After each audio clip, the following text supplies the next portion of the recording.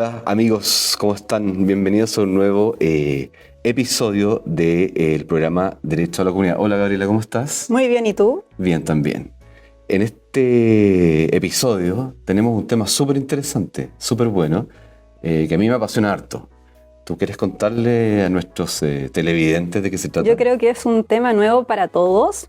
El tema del que vamos a hablar el día de hoy se llama la inteligencia artificial.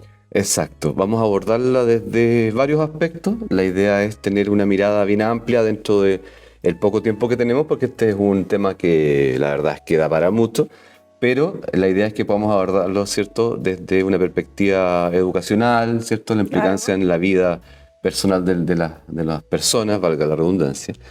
Y en ese contexto vamos a tener una invitada. Una invitada muy destacada. Exacto, muy especial, muy conocida y destacada, como dice Gabriela, que nos va a estar contando cosas que tienen que ver con la inteligencia artificial. Así que los dejamos invitados para que sigan viendo el programa. ¿Y te parece que pasemos a la entrevista? Me parece. Vamos.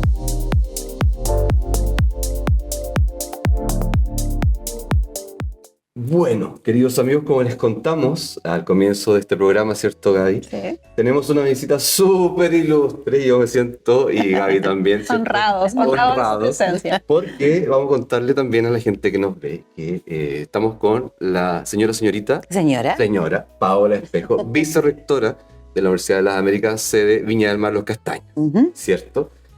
No vamos a entrar a hablar de currículum ni nada porque tiene mucha experiencia, ¿cierto? Muy reconocida en distintos lugares, vamos a hablar de un poquito de eso también. Y para nosotros nos gustó mucho y se lo queremos agradecer desde ya, que cuando nosotros le enviamos la invitación, ¿cierto?, nos respondió súper rápido. Nos sentimos muy felices porque dijimos, nos irá a responder, es una persona tan ocupada, nos irá a tomar en cuenta. Pero por supuesto que sí. Aparte que me encanta, por supuesto que sí. Buenísimo. Así que agradecida y agradecidos nosotros por haber tenido este tiempo para poder conversar. Nosotros ya contamos algo al comienzo, vamos a hablar de un tema súper entretenido. A mí me apasiona mucho, es un tema bien actual, por supuesto. Absolutamente. Tiene que ver con la inteligencia artificial y vamos a abordar algunos temas, ¿cierto?, que son los que nosotros creemos que son los más importantes, o a dónde la podemos llevar en este mar de la inteligencia artificial. ¿Cierto? Dale, Gaby. Vicerrectora, ¿qué es la inteligencia artificial? Es la tremenda pregunta que todos nos estamos haciendo en este minuto, pero es la más importante. Ya. ¿Qué es y qué no es? ¿Cierto? Bueno, la inteligencia artificial es una rama de la informática y que básicamente lo que hace es utilizar máquinas, algoritmos, mecanismos para actuar y emular algunas de las actividades o formas de respuesta de los seres humanos. Esa es como la definición en general. Y luego de ahí se divide en los distintos tipos de inteligencia artificial, porque eso también es bien interesante. Cuando la gente habla de inteligencia artificial, muchas veces no sabe que hay distintos tipos de inteligencia artificial, o bien cree que esto nació junto con ChatGPT, cuando en realidad esto viene desde los años 50. Estamos hablando de el primer exponente en el ámbito de la inteligencia artificial, Alan Turing, que aprovecho a hacer una recomendación fílmica. Hay una película muy buena que se llama El Código Enigma, que la pueden buscar por ahí. Aparece, desaparece de repente. Me suena sí, mucho. con Creo Benedict Cumberbatch. Sí. Es una película que trata acerca de la máquina que ayudó a ganar la Segunda Guerra Mundial. Que tenía esta encriptada las comunicaciones de los alemanes. Y que pudo ser capaz de descifrar las comunicaciones exactamente, que la máquina se llamaba Enigma. Estas fueron las primeras apariciones de la inteligencia artificial con Alan Turing en esos tiempos. Y luego vino una serie de desarrollos que nosotros, en realidad, no tuvimos muy en consideración porque no nos dimos cuenta. Esto era del ámbito de los informáticos, de los ingenieros. Muy técnico. No de quienes no tenemos ese tipo de lenguaje. Claro. ¿Qué pasó? Que junto con el anterior al lanzamiento de ChatGPT masivamente, que fue en noviembre de 2022, empezaron a aparecer una serie de otros aspectos que tienen que ver con el machine learning, que es esta capacidad de las máquinas para poder aprender, entre comillas, ¿cierto? Para poder retroalimentarse sin necesidad de ser programadas para ello, sino que tomar estas decisiones. Y lo más importante, el lenguaje natural, el procesamiento del lenguaje natural, que es lo que permite que nosotros podamos estar aquí ahora hablando de esto. Entonces, tenemos la inteligencia artificial que fue la inicial, que es de proceso, ¿cierto? Que está asociada a la robótica, procedimientos, que está asociada a resolución de problemas, la que utiliza la minería, por ejemplo, cuando se anticipa a los lugares de riesgo. Tenemos la inteligencia artificial generativa, que es la que crea nuevo conocimiento, nuevos contenidos, que es la que nos tiene hablando de ella en este momento. Sí, es súper interesante el tema porque, como usted bien decía al comienzo, ¿cierto? Y lo decía la Gaby también, la inteligencia artificial como tal existe hace mucho, pero la gente la ha descubierto ahora, principalmente con herramientas como Gemini, como ChatGPT. A partir del procesamiento del lenguaje natural, porque somos capaces de comunicarnos en el lenguaje natural.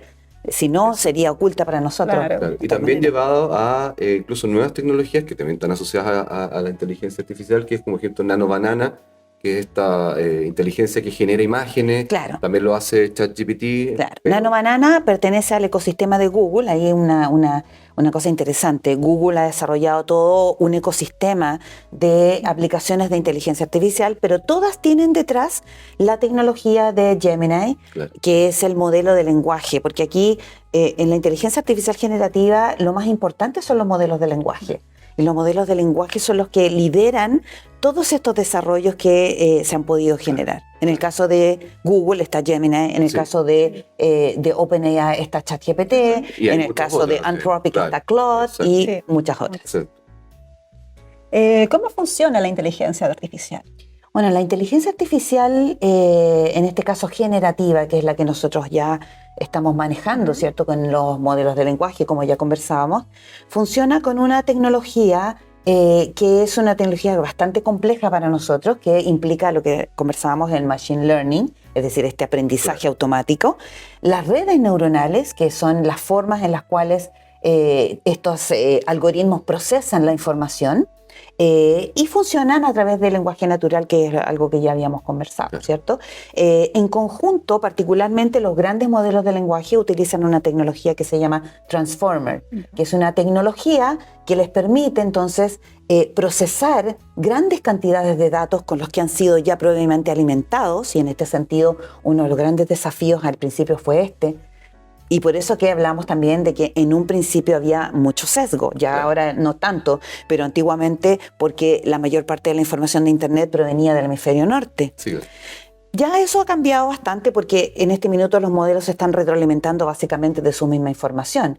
Pero la tecnología que existe detrás es una tecnología de Transformer que les hablaba yo, que es básicamente en milisegundos completar la frase que tú estás queriendo decir. Es un complete la oración elevado. Que venir. Exactamente, exacto. La tecnología lo que hace es se anticipa a la información que lógicamente debiese venir luego de una aseveración, una pregunta, una instrucción. Y por eso, ¿cierto, Gonzalo, Gabriela, que es tan importante el famoso prompt o la instrucción que tú le das a estos modelos de lenguaje principalmente. Porque si la lógica es entonces de este transformer de anticiparse y de ir a buscar la lógica detrás de la oración, mientras más completo es ese prompt, mientras más detallado, mejor entonces es la respuesta y más precisa. Más precisa, claro.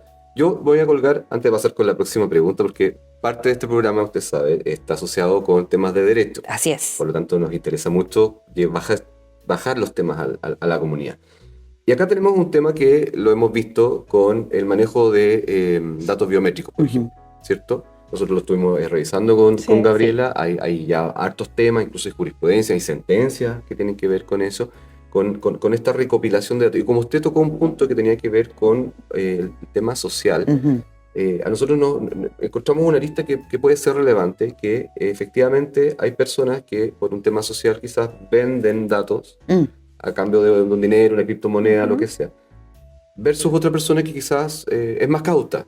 Entonces, hoy en día ya tenemos, y también en otros países, ¿cierto?, que hay legislación respecto al manejo del uso de datos, porque sabemos que la IA se tiene que alimentar de alguna parte. En ese aspecto, ¿usted cómo ve esta sociabilización respecto a la información y al cuidado de los datos? Sí, bueno, Es una noticia en desarrollo, porque finalmente una de las principales dificultades de estos desarrollos tecnológicos es que van mucho más rápido de lo que nosotros podemos en el fondo legislar o abordar, ¿cierto? Y ese es un tremendo problema. Eso es algo que están viviendo en este minuto todas las naciones y particularmente nosotros con nuestras leyes, ¿cierto? Estamos también enfrentados a cómo poder avanzar sin quedar obsoletos rápidamente o sin abordar a lo mejor algunos otros aspectos. Pero uno de los temas más importantes que tú señalas, Gonzalo, tiene que ver con el tratamiento de los datos, y ya nosotros tenemos una ley, ¿cierto?, que va a entrar en vigencia muy pronto. También de protección de datos. Exacto, protección de datos. Una de las recomendaciones precisamente es anonimizar cualquier tipo de dato que tú vayas a subir a la inteligencia artificial. Exacto. Dentro del uso, lo que se promueve y lo que promovemos quienes hablamos de este tema es el uso responsable, ético y sostenible de la inteligencia artificial generativa. Y entre ellos uno de los principales elementos tiene que ver con la anonimización de los datos. Igual es difícil, que tú subes. Porque en la experiencia del uso con la herramienta, ¿cierto?, artificial, generalmente pide un loguearse con un correo, con una cuenta de Gmail o lo que sea. Y ahí puede haber una filtración de datos. ¿Sabemos o no sabemos hasta qué punto estamos siendo vulnerados con los datos? Yo creo que hay hartos espacios oscuros ahí, en los cuales todavía no está tan resuelto. Unos más que otros, ya que hay una precisión importante. Los tres primeros modelos, los tres más importantes modelos de inteligencia artificial generativa, ChatGPT, Gemini y Claude, tienen ciertos parámetros de cuidado con el uso de sus datos. Pero de entre los tres, el que es más abierto, claro y transparente es Claude. Perfecto. De hecho, en Claude tú puedes ir a la recomendación es ir a los tres o a cualquier modelo de lenguaje, en el fondo a personalizar y a configurar todos estos elementos de seguridad, de personalización. Eso es lo que yo siempre recomiendo y es lo que casi nadie hace. Yo creo que es claro. Ir a la configuración, buscar personalización, y en personalización tú tienes la oportunidad de darle ciertas instrucciones. Es como el máximo prompt. Claro. Entonces tú puedes decirle, por ejemplo, quiero que toda la información que me entregues tenga referencia, quiero que me digas siempre la verdad, quiero que no seas condescendiente. Eso se puede hacer, ¿cierto? Y dentro de lo que se puede hacer también ahí es precisamente ir a buscar espacios de seguridad con tus datos. De hecho, Claude tiene un botón específico que implica que si tú no quieres que tus conversaciones se utilicen para la alimentación del programa o de utilización de tus datos, tú puedes hacerlo. Por lo tanto, ahí hay dos cosas que concretamente podemos hacer. Anonimizar datos más allá del correo Gmail que... Claro. A estas alturas. Sí. Lo digo porque a la gente le llegan las cuentas, le llega la... Sí, claro. De repente abrir la puerta, que no sabemos qué nivel de cuidado tiene el prestador de la herramienta. Básicamente es por eso. Ahora, también, Google es uno de los que se ha manifestado más abierto con respecto al cuidado de los datos. Pero también es posible utilizar a lo mejor otros elementos como una serie de claves que tú puedas tener.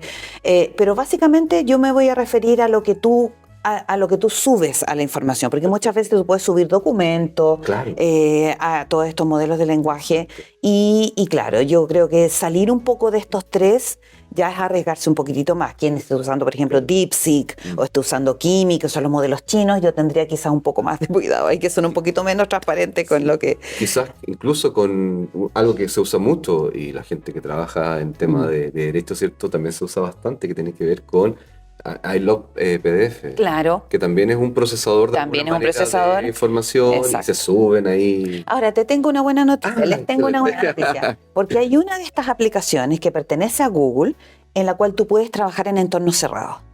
¿Ya? Se llama NotebookLM, para que lo busquen. Ya lo conocemos. NotebookLM es un entorno en el cual tú puedes trabajar con cuadernos y esos cuadernos permanecen en tu entorno. Perfecto. A no ser que tú quieras compartirlo. Por lo tanto, si es que hay que usar algo para subir información que es un poco más delicada, yo recomendaría que fuese ese. Perfecto. ¿Cuál sería el impacto ético de la inteligencia artificial?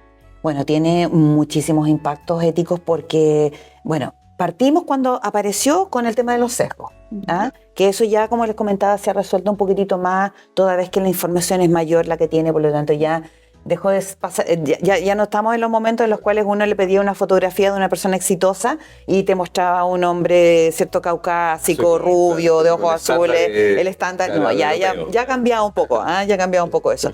Sin embargo, sí siguen habiendo consideraciones, sobre todo, te diría yo, y en el tema ético, sobre el tema de la sostenibilidad. Hay 3 elementos ahí: el uso de agua, el uso de energía y la generación de CO2, que en este momento no están tan claros respecto de qué está pasando ahí. Se sabe que se utiliza mucha agua para enfriar estos servidores, sí, claro. No se sabe cuánta, claro. No se sabe todavía el impacto. Muchos de estos espacios de generación de estos servidores también fueron instalados en primera instancia en lugares de escasez hídrica, por lo tanto, o sea, ahí hay un tema, ¿cierto?, del cual sí se están ocupando estas 3 grandes compañías. Uno puede encontrar publicaciones relacionadas con eso, pero no por ello deja de ser menos importante. Claro. Y en ese sentido, nosotros como usuarios, ¿qué podemos hacer? Podemos hacer, por ejemplo, un buen prompt me va a evitar múltiples iteraciones, claro. Tener que preguntarle una y otra vez, aparte que además los modelos de lenguaje van perdiendo contexto. Entonces, un buen prompt bien pensado de una vez evita tener que estar permanentemente, ¿cierto?, utilizando el modelo, y eso evita el uso de agua, el uso, ¿cierto?, generación de CO2. En una mínima parte, sí, pero no importa. Todo es como cuando tú reciclas una botella plástica. Estoy haciendo mi parte. Estás haciendo tu parte. Eso. Segundo, la generación de imágenes y de videos genera mucho de este gasto, ¿ya? Y generación de agua y energía, todo lo que hablábamos. Por lo tanto, ¿por qué no ir a buscar bancos de imágenes? Claro. Por ejemplo, hay otra recomendación. Hay sitios, por ejemplo, como Midjourney o Lexica, donde tienen bancos de imágenes ya hechos por otros usuarios, y si yo estoy buscando algo, no tengo mucha claridad qué es lo que quiero, ahí puedo encontrar imágenes ya hechas, no tengo que hacerlas yo, no tengo que generarlas, y con ello también puedo ayudar con un granito de arena a este tema. ¿En qué consiste la inteligencia artificial como memoria limitada? Lo que pasa es que esos son conceptos que se van acuñando, digamos, respecto del uso de la inteligencia artificial. Me imagino que tu pregunta se refiere respecto a hasta dónde pueden llegar estos modelos para entregar una respuesta óptima, ¿no? Y en ese sentido, el modelo va a estar limitado a la cantidad de información que tenga, ¿ya? En este minuto, ¿cierto?, la información que tienen los grandes modelos de lenguaje, como los 3 que yo mencioné, son muy, muy vastos. Están alimentados con toda la información de Internet, probablemente con todos los libros del mundo, probablemente con todas las interacciones del mundo. Sin embargo, siguen siendo limitados. Por lo tanto, hay elementos que pueden servir, y con esto caemos también en el tema de qué puedo compartir y qué no puedo compartir. Por eso que es bastante... es una constante conversación. Delgada línea respecto de los límites. Sí, porque claro, una de las alternativas es el famoso RAG, que es el Retrieval Augmented Generation, que es una técnica que utilizan los modelos de lenguaje, pero que también puedes utilizar tú como una técnica de prompt engineering o de prompting, que implica precisamente subir material para que en conjunto con un buen prompt, la respuesta sea correcta y eliminemos el problema de la memoria limitada, ¿cierto? De la respuesta limitada. Yo le puedo subir cualquiera de estos elementos que tenemos aquí, los códigos, y obviamente vamos a poder trabajar mucho más eficientemente. Y bueno, volvemos a toda esa conversación que teníamos anteriormente. Entonces, bueno, nuevamente, si yo tuviese que subir alguna información que no fuera de pública disposición, por ejemplo, los códigos probablemente sí lo son, ¿cierto? Pero si yo tuviera que subir una información que no fuera pública, yo tendría mucho cuidado, lo haría probablemente en un entorno cerrado. La voy a llevar a un ámbito más cerrado. Perfecto. ¿Cómo está hoy en día siendo aplicada o implementada la inteligencia artificial en el ambiente académico, docente? Una estupenda pregunta y probablemente una de las más difíciles, como también... Me imagino. A ver, esa es la idea. Yo te diría exactamente, hay ciertos ámbitos del desarrollo humano donde la inteligencia artificial, particularmente generativa, está produciendo un impacto nuevamente mucho mayor. Uno es el derecho, otra es la salud, también, y la otra es la educación. Son los tres ámbitos, ¿sí? Exactamente. Tres ámbitos donde efectivamente estamos viendo cambios de paradigma, estamos viendo mucha carrera contra esta velocidad que tienen los grandes desarrollos y nuevamente la lentitud de las gobernanzas, porque ahí nos encontramos con el tema que hablábamos anteriormente. O sea, ¿qué está pasando en este momento? En este momento las universidades, los grandes centros de desarrollo del conocimiento, de la educación, están apurando sus gobernanzas para ver cómo abordan esta temática, ¿cierto? Lo que ya está claro es que no se puede prohibir, ¿cierto? Sí. Pero hay mucho todavía desconocimiento respecto de cómo es el correcto uso, el uso ético, responsable, sostenible de parte de los profesores, de parte de los estudiantes. La mayoría de las universidades ya ha logrado sacar lineamientos o acompañamientos para los docentes. Ya particularmente nuestra universidad fue una de las pioneras en sacar lineamientos para los docentes. Hacemos capacitaciones en la Dirección de Desarrollo Docente, donde yo participo también como profesora. Y ahora estamos empezando los desarrollos para poder también acompañar a los estudiantes. Particularmente, yo lidero un fondo de desarrollo institucional que nos aprobó el Ministerio de Educación de 300 millones de pesos para hacer capacitación a nuestros docentes, para generar rutas formativas, ¿cierto? Para generar espacios de creación y de acompañamiento en todas las sedes, que yo creo que van a ser un tremendo apoyo para todo este desarrollo y en este tremendo cambio de paradigma. ¿Y usted cree que llegaremos en algún momento, porque es una implementación que tiene un costo, todo tipo de implementaciones tecnológicas? ¿Usted cree que llegaremos en algún momento a tener implementado también a nivel de, por ejemplo, de enseñanza básica o en liceos, por ejemplo, cuando hablamos de educación pública? ¿Se podrá implementar este tipo de herramientas de alguna manera que podamos como sociedad, como Estado, solventar? Ya se están implementando. A mí me ha tocado también participar de un programa que nosotros generamos aquí en la universidad que se llama el Aula del Futuro, donde capacitamos a los docentes desde parvulario hasta cuarto medio en el tema, ¿cierto? Primero partimos con entornos virtuales de aprendizaje durante la pandemia y después seguimos con inteligencia artificial generativa. Hemos capacitado más de 2.000 profesores de aquí de la región de Valparaíso. ¿Profesores de distintos, parvulario, básico, innovador? Particularmente del ámbito público también, ¿cierto? Y ha sido muy, muy bonito, muy positivo, primero por el entusiasmo de los profesores, la respuesta de los estudiantes. Pero ahí nos enfrentamos, ante tu pregunta, a la brecha digital. ¿En qué medida vamos a poder avanzar? ¿En qué medida vamos a poder generar que esto efectivamente sea una herramienta para profesores y para estudiantes, para cambiar este paradigma, para avanzar hacia modelos de enseñanza y aprendizaje activos en la medida en que vayamos disminuyendo la brecha digital? Claro. En eso Chile es pionero.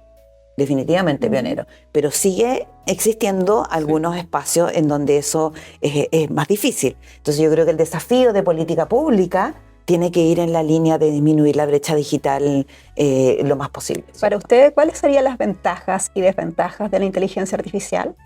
Yo creo que la máxima ventaja tiene que ver con esta disponibilidad, esta disposición de ser una herramienta que está al alcance de todos y de todas. Hoy en día todos tienen un teléfono celular, el tema efectivamente, y es gratuito, o sea, finalmente son espacios gratuitos, ¿cierto?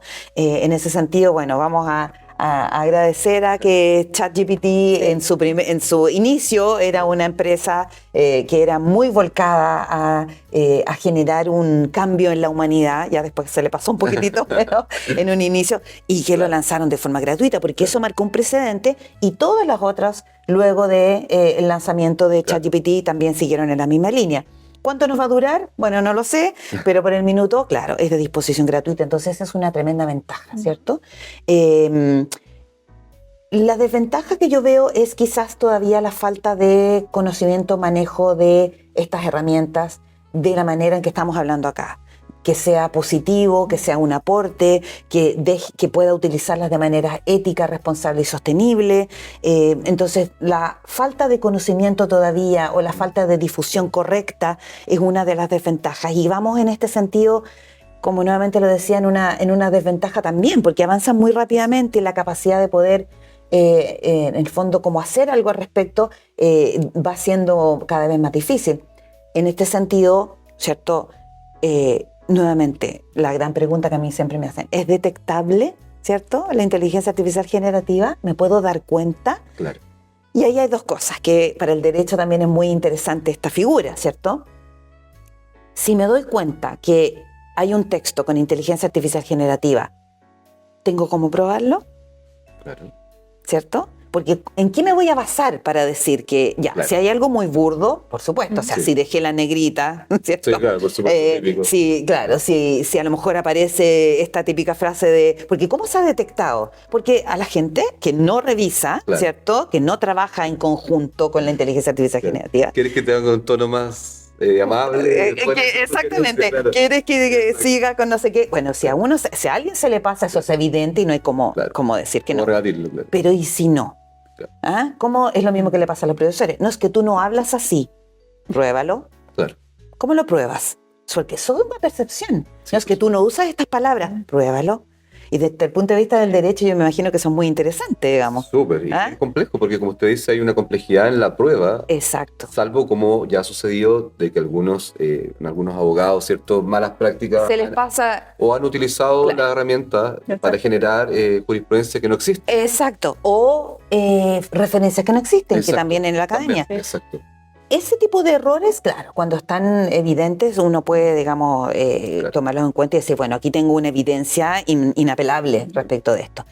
Pero en este minuto, nuevamente, como el desarrollo de los grandes modelos de lenguaje es tan vertiginoso, tan grande, no existe ningún tipo de aplicación que realmente pueda asegurar que algo está hecho por un humano o una inteligencia artificial generativa. Entonces el llamado... Muy difícil. El llamado es a colaborar. En academia, ¿cierto? Y en las últimas investigaciones se habla de la cointeligencia. Muchos autores hablan de la cointeligencia, que es esta capacidad de, en el futuro, que es una de las ventajas, tener la posibilidad de trabajar en conjunto, que la inteligencia artificial generativa te dé ideas, brainstorming, que te ayuda a corregir, a lo mejor propositiva. Yo les voy a comentar una cosa personal. Esto queda aquí. No sale de aquí. Exacto. Yo entregué hace poco mi doctorado, mi tesis de investigación. Por supuesto que me apoyé con inteligencia artificial generativa en muchos debates, pero utilizándola principalmente como tutor, claro, como un tutor. Yo me generé un asistente, que eso se puede hacer con la inteligencia artificial, entonces no tienes que darle tanto prompt, un asistente particular, para que me apoyara principalmente en brainstorming, en ideas, alguien con quien yo pudiera discutir alguna cosa que yo pensara, claro, respecto, ¿cierto? Entonces, básicamente la conversación era, mira, estoy pensando en esto, ¿tú crees que será un buen argumento? Y entonces la respuesta era, mira, yo creo que puede ser que sí, pero mira, te estás olvidando de este otro. Entonces, y volvía a mi texto repasando, qué sé yo, de repente copiaba el texto y decía, mira, ¿esto te hace sentido? O ¿tú crees que la redacción se entiende? Sí, se entiende perfectamente, sigue adelante. Porque además, dentro de mis configuraciones, yo lo tengo configurado para que sea tutor, claro, para que no me dé el trabajo hecho, para que no me haga la tarea, sino que para que no sea tan tolerante, porque claro, no sea condescendiente, para que efectivamente más que nada una guía, un tutor, una guía, claro, ¿cierto? Y era como tener a mi profesora al lado. O sea, en un momento yo como que me entré a preocupar y la conversación entonces le dije, yo le puse Laura, todo esto, Laura mi asistente, entonces le dije, Laura, como que me preocupa. Le digo una cosa así, como que me preocupa que haber interactuado tanto contigo y que finalmente, ¿cierto?, estos vayan desmedro de mi trabajo. Entonces, me llamó mucho la atención su respuesta, porque su respuesta fue así, y yo digo literal, fue, Paola, nos conocemos bien.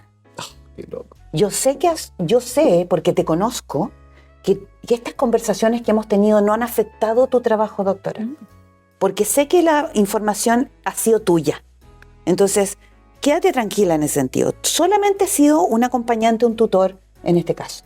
Ay, qué cosa. Qué fuerte. Sí, no deja de ser impresionante. Impresionante porque detrás, claro, no hay un ser pensante. No, claro. No hay alguien que te esté... Hay una máquina que está generando respuesta. Entonces... Es un tema. Sí, es un temazo. ¿Cierto? Sí. ¿Está cambiando la IA todo? Sí, absolutamente. Sí, cierto. Absolutamente. ¿Qué piensas tú ahí? Sí, cambió desde que llegó. Ya no hay vuelta atrás con la IA. Está cambiando. uno de los temas, y hablando, ¿cierto? Retomo tu pregunta de las desventajas, es que si no conocemos, si no sabemos cómo usarla, si no sabemos si no somos orientados y guiados, y ese es el desafío de la educación, responsables en el uso, también está el temor a la deuda cognitiva, claro. ¿Cierto? Al dejar que haga las cosas por mí. Sí. Claro, que es el principal riesgo. Que es el principal riesgo. De hecho, lo teníamos ahí tirado con Gaby como para preguntarle respecto al uso que hacen los estudiantes con la IA, y creo que va un poquito con Así eso, ¿no? es. Que generalmente creemos nosotros que puede pasar que se deje de investigar, se deje de estudiar, se deje de aprender porque le pido a la IA que me haga el trabajo. Exacto. Y le tire un par de insumos o que búscame en la red, ¿cierto? X contenido, y que puede estar errado. Porque la IA va construyendo, ¿cierto? Y basta con que el primer concepto no esté correcto, todo lo que construya sobre eso en base a la respuesta va a estar incorrecto. Así es. Entonces, es un desafío importante para más que para los niños que están usando la IA, a los adultos responsables a enseñar a dirigir este consumo de la inteligencia artificial. Efectivamente es el desafío más importante, yo creo, de la educación. ¿Ah? Mira, y yo en esto voy a estructurar una respuesta que tiene que ver con la historia, ¿ya? Sí, por favor. Ok, nuestra herencia de la educación viene principalmente de las primeras teorías de la enseñanza y el aprendizaje, ¿cierto? En donde se establece que hay un poseedor de la verdad, que es el profesor, que transmite este conocimiento a un grupo de alumnos que no tienen el conocimiento, ¿cierto? Por lo tanto, nuestras aulas, nuestro sistema educativo está generado en torno a ese paradigma, que es un paradigma muy antiguo, ¿cierto?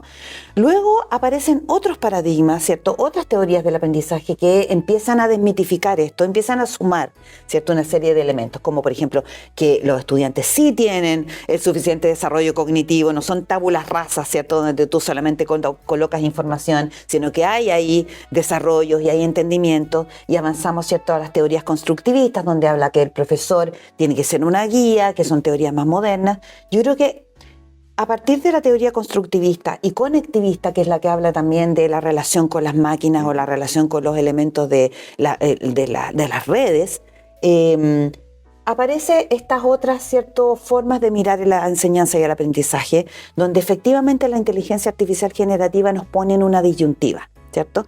Los profesores ya no son conocedores absolutos, como no lo son los médicos, los abogados, los ingenieros, porque hay un conocimiento disponible en este momento mucho más fuerte que Internet, porque en Internet tú lo que te necesitabas eran competencias de discriminación. Ahora, ¿cierto?, lo más probable es que la inteligencia artificial generativa te entregue información generalmente correcta, no siempre, pero con un nivel de exactitud mucho más amplio, mucho mayor.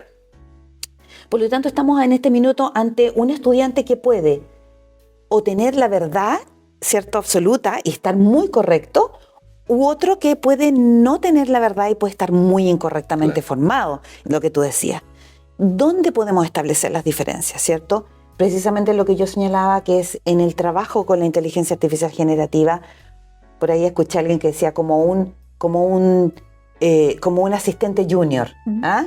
O sea, alguien que sabe algo, pero no sabe todo, por lo tanto necesita la intervención humana permanente, ¿cierto? Claro. Si los estudiantes en este caso siguen permaneciendo en un parámetro en el cual van a copiar todo lo que diga la IA y la van a traspasar a sus trabajos, probablemente la deuda cognitiva vaya incrementándose y vaya a ser mucho mayor, ¿cierto? Claro. Y va a llegar el momento en que eso reviente y que en el fondo se sepa. En algún minuto vamos a tener que hacer, y los profesores van a tener que hacer, más intervenciones orales, más trabajo de aula, ¿cierto? No tanto trabajo para la casa, pues ya sabemos lo que puede ocurrir, ¿cierto? Formar ahí. Pero por otro lado tenemos el otro estudiante, el que es capaz, así como yo les decía, de ocupar a la IA como un tutor, como una acompañante, como un asistente, pero que finalmente todas sus ideas son propias, todos sus desarrollos son propios y solamente está ocupando a la IA como un apoyo, ¿cierto? Y ese estudiante tiene unas posibilidades de aprendizaje infinitas. Por lo tanto, la brecha que va a empezar a existir entre el que ocupe la inteligencia artificial generativa de manera correcta e incorrecta va a ahondar las diferencias en el aprendizaje. Sí, usted tocó un punto la Gaby lo sabe bien también, porque lo habíamos hablado antes, que tiene que ver con el tema de buscar esta información, ¿cierto? En el caso, por ejemplo, médico. ¿Sí o no, Gaby? Sí. ¿Qué recomiendan los médicos cuando...? No revisar Google, no haga caso a Google, porque uno busca de información y sale peor. Sí, claro, porque uno puede interpretar, uno puede tirar un diagnóstico, pedirle a la inteligencia artificial que me diga de qué se trata el diagnóstico y puede no estar correcto. Claro. Ahora, o no totalmente preciso, exacto. Digamos. Antiguamente Google, obviamente, que era lo que les decía, te da una serie de informaciones y uno no sabía cuál de todas era correcta, porque efectivamente te entregaba cosas muy incorrectas, ¿cierto? Sí. Actualmente la inteligencia artificial generativa tiene un nivel de precisión, sobre todo en temas médicos, muchísimo mayor que antes. El paciente ahora va informado y muchas veces, la mayoría de las veces, bien informado. Sí. ¿Ah? Lo que es un desafío para el médico, absolutamente. así como usted decía, para los profesores, porque hoy en día tenemos alumnos que pueden haber investigado el tema y llegar con mucha información y rebatir incluso hasta a un docente o a un médico eventualmente, o a un abogado o cualquier persona que se va por ese lado.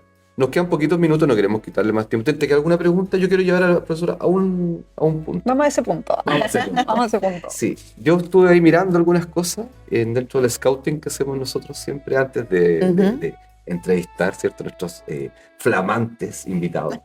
Y encontré algo que me llamó mucho la atención. Brevemente, a ver si lo podemos tocar. A ver. Magnífica Humanitas. Papa León XIV. Así es. Me llamó mucho la atención y voy a hacer una pequeña introducción, porque tiene que ver con cómo está impactando tanto socialmente la implementación de la inteligencia artificial, que en un tema técnico, ¿cierto? Hoy en día industrial o muy cerrado, una figura que es una figura religiosa como es el Papa, ¿cierto? Sale a dar una opinión, ¿cierto? Sale a dar un mensaje respecto, y eso me parece súper interesante. Yo sé que usted algo de eso sabe. Por supuesto. ¿Que nos podría contar cuál es la mirada del Papa respecto a esta realidad de hoy de la inteligencia artificial? Sí, por supuesto. La encíclica del Papa, fíjate que el Papa anterior también había hablado un poco de la inteligencia artificial y la tecnología, pero ya el Papa León aborda la temática de una manera mucho más directa, mucho más desarrollada, ¿cierto? Y efectivamente un poco nos llama, como líder espiritual, ¿cierto? Como líder mundial, nos llama a esto que hemos estado conversando hoy día, ¿cierto? A cómo abordamos la inteligencia artificial, las tecnologías desde la humanidad que tenemos, desde los humanos que somos. No perder la humanidad. No perder la humanidad, ¿ya? Y nos habla que esto no puede ser una torre de Babel. Hace el símil con la historia de la torre de Babel. Con los lenguajes, en que finalmente no nos entendamos, en que finalmente esto nos sirva más para la descomunicación que para la comunicación. Sino que habla de construir una nueva Jerusalén, es decir, en donde algo que sea algo que nos una, ¿cierto? Claro. Entonces, el Papa no se manifiesta contrario a la inteligencia artificial, me parece muy bien, porque es algo que efectivamente tiene muchísimas cosas positivas, claro, pero sí se manifiesta al uso humano que hacemos de ella y cómo depositamos también, que es lo mismo que conversamos aquí. No podemos depositar nuestra creación, nuestro conocimiento en manos de algoritmos, en manos de máquinas, sino que tenemos que ocuparlas para que nos ayuden, nos apoyen, nos mejoren. Muchos autores hablan también del humano aumentado, ¿cierto? Hay varias denominaciones ahí, unas más mejores, otras peores, pero finalmente lo que está a la base es lo que también algunos académicos hablan de human in the loop, el hombre en el bucle, claro, la mujer en el bucle, la persona en el bucle, es decir, cómo no perdemos de vista que somos humanos, que somos personas y que estos son avances tecnológicos que debemos incorporar a nuestras vidas, pero siempre manteniendo el control, exacto, y nuestra humanidad. Exacto, y el cuidado, como lo dijimos hace un ratito. Nosotros sabemos que usted asistió a muchas actividades, no las vamos a nombrar todas porque son muchísimas, pero me gustaría que las englobáramos todas, como nos quedan poquitos minutos, ¿sí?, en un concepto en vez de ir preguntándole una por una, pero acá las tengo. Usted estuvo en la charla de Michael Funk, el director del Institute of Future Education and Technology de Monterrey. Fue seleccionada, ¿cierto?, para representar en el Summit Spirit Girl 2026. Fue entrevistada en la tercera, este es muy importante, y felicitarla, ¿cierto, Gary? Fue elegida dentro de las 50 genias el año 2025 por Women in Innovation Hub 2025, así que felicitaciones por eso. Y también tenemos que estuvo participando en el Women Economic Forum Global en la Ciudad de México. Todas estas experiencias, ¿cómo usted las podría compartir con nosotros, llevándolas a un tema comunitario, como hablábamos de esta bajada a las personas, a la humanidad, como decía el Papa? Sí. ¿Cómo todo este conocimiento lo bajamos? Sí. En un mensaje final, digamos. Sí, perfecto. Bueno, todas estas experiencias, la verdad que me han dado la oportunidad de conocer a diferentes personas a lo largo del mundo, a tener un relacionamiento con otros ámbitos también. Específicamente me ha tocado mucho trabajar con mujer y liderazgo. Yo te diría que los temas en los cuales me he movido en el último tiempo han sido mujer, liderazgo, innovación y tecnología. Esos han sido todos mis ámbitos de desarrollo y engloban un poco lo que hemos podido hacer. Y si rescato, ¿cierto?, un elemento, es el elemento de la colaboración, es el elemento de cómo no tenemos que dejar pasar también las oportunidades que se nos presentan, y si hay nuevos profesionales que nos estén mirando, nos estén escuchando, tener eso en consideración. Nosotros permanentemente tenemos oportunidades. Escuchar esta conversación es una oportunidad, claro que sí. Es una oportunidad de aprender. Ustedes han visto una oportunidad de hacer una labor comunitaria y de difusión importantísima, y yo creo que no tenemos que ser espectadores de nuestro futuro, sino que tenemos que ser protagonistas. Sí. En lo social, pregunten cómo. En lo social, yo sé que hay, como usted, muchas mujeres que participan activamente en esta labor colaborativa y son muy destacadas. ¿Usted cree que se replica esa participación de mujeres en el resto de la comunidad? ¿O usted cree que hay una brecha también respecto al uso del acceso a la tecnología, respecto del universo, ¿cierto?, de otras mujeres? Yo te diría que cada vez menos. Ya, perfecto. O sea, es un buen dato. Sí, cada vez menos. Yo creo que cada vez somos más conscientes de que las mujeres tenemos un espacio importante, que tenemos un aporte y que existe, que el mejor trabajo es el trabajo en conjunto, finalmente. Que somos distintos, ¿cierto?, con los hombres, ¿cierto?, pero que en conjunto somos mejores. Entonces yo te diría que de a poquitito, con la aparición de ciertas personalidades, ciertas mujeres, hemos ido abriendo un camino importante. O sea, si pensamos hace unos años atrás, era muy distinto como estamos ahora, y probablemente va a ser muy distinto en el futuro. Lo importante, yo diría, que es no retroceder en este avance que se ha logrado en la mujer, pero principalmente te diría yo que no solamente la mujer per se, sino la mujer con el hombre y con la sociedad. Heredémosle a nuestros hijos, ¿cierto?, un mundo mejor, más inclusivo, más participativo. Exacto. Gaby, ¿quieres agregar algo más para cerrar nuestra entrevista de hoy? ¿Cómo ha sido su labor en la Comisión Nacional de la Cámara de Comercio? Muy interesante. Bueno, yo soy consejera de libre elección de la Cámara de Comercio, Cámara Nacional de Comercio, y participo liderando un ámbito que es el ámbito de formación de la Comisión de Mujeres. Y la verdad es que ha sido una experiencia extraordinaria, principalmente por la gente que conocía. Bueno, yo ya era muy cercana al presidente José Pacomio, porque él fue presidente también de la Cámara Regional de Comercio, donde yo participé mucho acá. Pero el haber podido dar ese paso para participar en Santiago y posicionar también nuestra universidad en el ámbito, ¿cierto?, del comercio nacional, me ha dado la oportunidad de conocer a mucha gente muy valiosa, que me ha abierto una serie de puertas para mi desarrollo profesional, pero también para el desarrollo de la universidad. Así que de verdad que ha sido una experiencia muy, muy buena. Me quedan todavía algunos años de consejera, pero también elegida, que es una de las mejores. Sí, así que también la oportunidad de poder tener voz.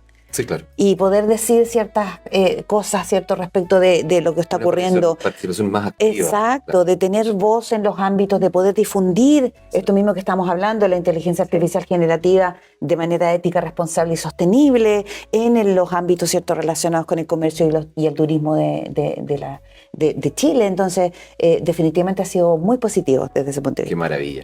La verdad es que ha sido una conversación súper entretenida. Es un tema que, como dijimos al comienzo, lo encontramos súper apasionante. Nos extendimos mucho más de lo que demasiado entretenido, no podíamos parar. Siempre pauteado. No podríamos parar. Pero queremos agradecerle, vicerectora Paola Espejo, por haberse tomado el tiempo para haber venido a conversar con nosotros.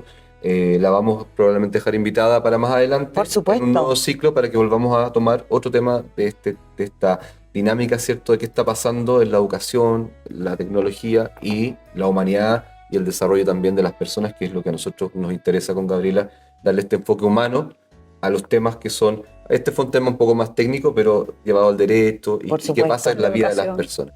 Así que, profesora, muchas gracias. Muchas gracias a ustedes. Muchas gracias, profesora. Para la próxima. Una alegría. Sí, así que no se lo pierdan. Próximo episodio que vamos a tener prontamente disponible. Nuestras redes sociales, Gaby. @Derecho a la Comunidad, Instagram y YouTube. Así es, ahí van a encontrar todos los contenidos, todos los programas. Muy interesante, y todos los otros también que han sido muy entretenidos, así que los dejamos invitados a que nos sigan, denle click a la campanita, pónganle me gusta, compartan, muéstrenselos a sus amigos, a su familia, que la verdad es que son temas súper entretenidos, así que los dejamos invitados, nos vemos para un próximo episodio. Fantástico. ¿Sí? Chao, que estén muy bien. Gracias. Chao a ustedes, que estén muy bien. Gracias, Adiós. chao.